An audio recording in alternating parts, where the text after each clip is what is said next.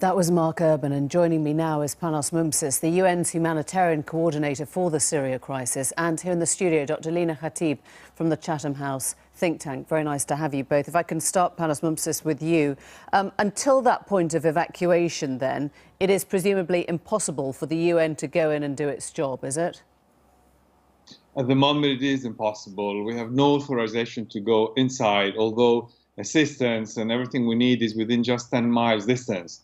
Ghouta is just a suburb of Damascus, where there is an urgent need for delivery of food, of medical supplies, to evacuate medical cases, but more importantly, to bring some stability, ensuring protection of civilians in the enclave where there is 400,000 people living at the moment. Our only hope is really, I would say, there is a Security Council resolution which is being discussed to bring an immediate ceasefire. So the ongoing discussions, I hope, will bring some results. And there is an agreement that comes to place for a cessation of hostilities, which is desperately needed. So without the UN Security Council, the civilians' best way out then is for there to be a deal, essentially. I mean, they have to let the rebels give in.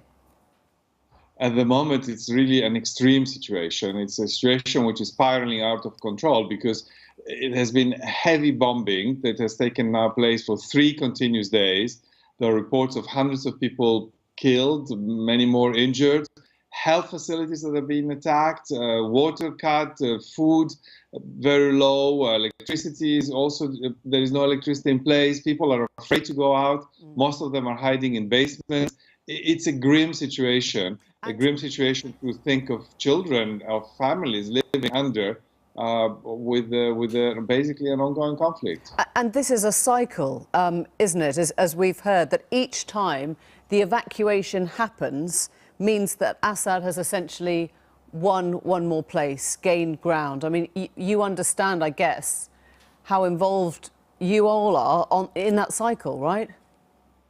Well, we hope that it won't be a repetition, really, of what happened in East Aleppo. We hope it won't get into that extreme level where a city or an area is destroyed, where, more importantly, more lives are lost on this. That's why we're calling for a ceasefire. We're really calling for cessation of hostilities, and something needs to change.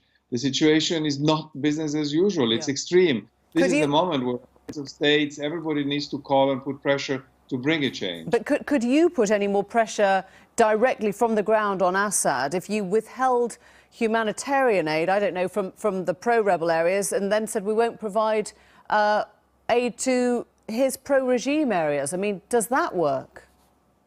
Well, no, because, I mean, we're guided by humanitarian principles. Our imperative is to help people in need in all locations. We're really not driven by politics, we're driven by people needs.